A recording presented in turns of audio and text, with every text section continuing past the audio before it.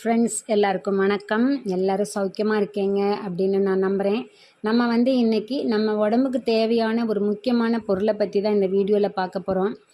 ஆக்சுவலாகவே நம்மளுக்கு உடம்பு டயர்டாக இருக்குது, உடம்பு சரியில்லாமல் இருக்குது, கொஞ்சம் வீக்னஸ்ஸாக இருக்கும் அப்படின்னா உடனே நம்ம மல்டிவிட்டமின் டேப்லெட் எடுப்போம் இல்லைங்களா. டாக்டர் அதை ரெக்கமெண்ட் பண்ணுவாங்க.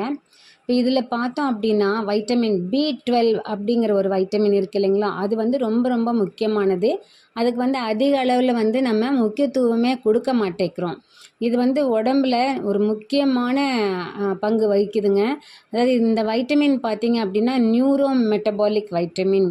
அதாவது நம்மளுடைய பிரெயினுக்கும் நம்மளுடைய நர்வஸ் சிஸ்டம் அது எல்லாத்துக்குமே முக்கியமான ஒரு வைட்டமின் தான் இந்த விட்டமின் B12 அப்படிங்கிறது.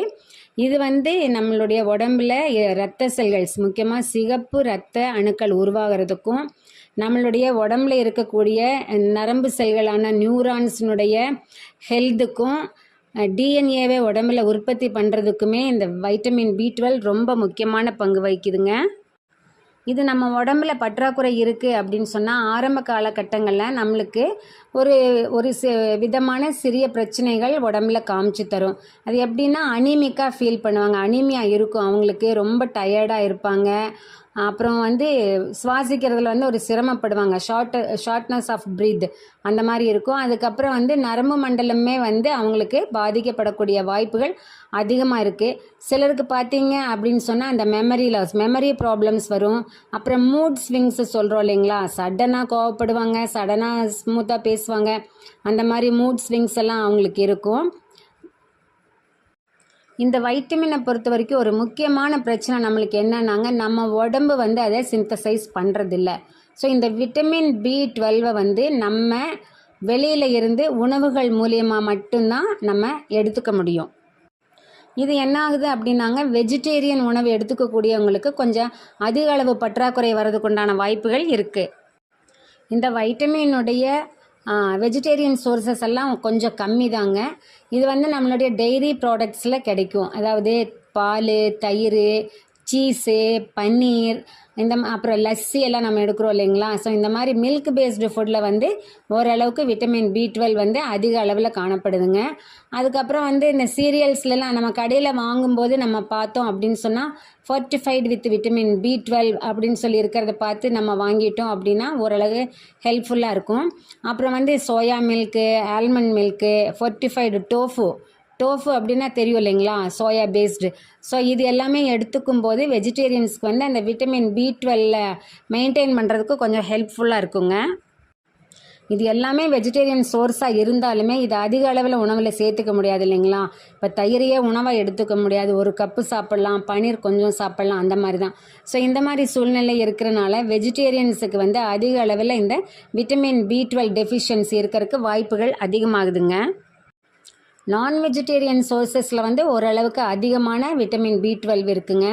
எக்ஸாம்பிளில் பார்த்தது அப்படின்னாக்க இந்த நான்வெஜ் பிரியர்கள் லைக் சிக்கன், மட்டன், ரெட் மீட்டு, முட்டை இந்த மாதிரி இருக்கிறதுலாம் கொஞ்சம் அதிக அளவில் இருக்குங்க. பர்டிகுலர்லி அந்த ஈரல் உணவில் சேர்த்துக்கும் போது அவங்களுக்கு விட்டமின் B12 அதிகமாகிறதுக்கு உண்டான வாய்ப்புகள் நிறையா இருக்குது.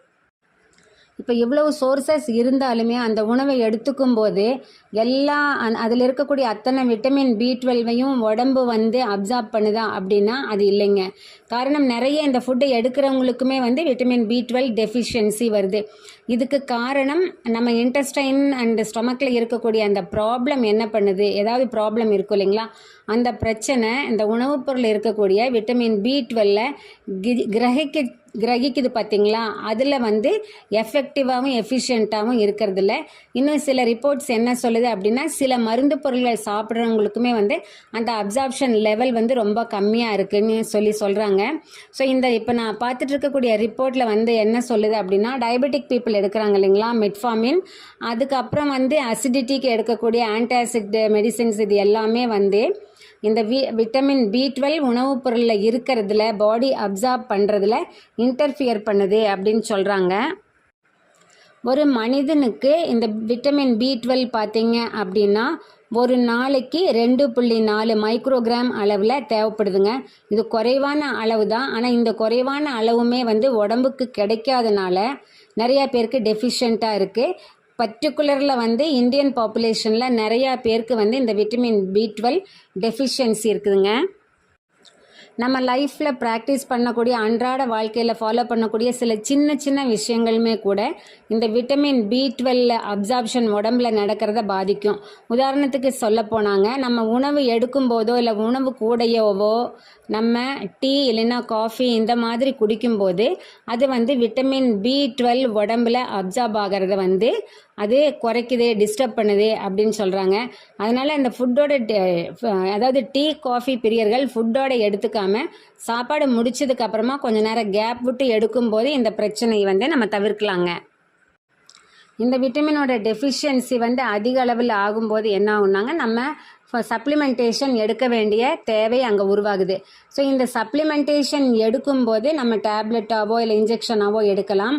ஆனால் இது வந்து கண்டிப்பாக செல்ஃப் மெடிக்கேஷனாக இருக்கக்கூடாது. ஒரு கை தேர்ந்த டாக்டரினுடைய அட்வைஸ் மற்றும் அவங்களுடைய கைடன்ஸ் படி மட்டும்தான் இந்த விட்டமின் B12 மருந்துகளை வந்து நம்ம எடுக்கணும். அதனால் இந்த விட்டமின் B12 இருக்கக்கூடிய பொருள்களை நம்ம உடம்புல, அதாவது நம்ம உணவுகளில் வந்து ரெகுலரான டயட்டில் வந்து கொஞ்சம் கொஞ்சமாக சேர்த்துக்கும் போது சில பிரச்சனைகளை தவிர்க்கலாம். அதனால் உணவு வந்து ஒரு பேலன்ஸ்டு டயட்டாக எடுக்கிறதுக்கு ட்ரை பண்ணுங்கள் ஃப்ரெண்ட்ஸ்.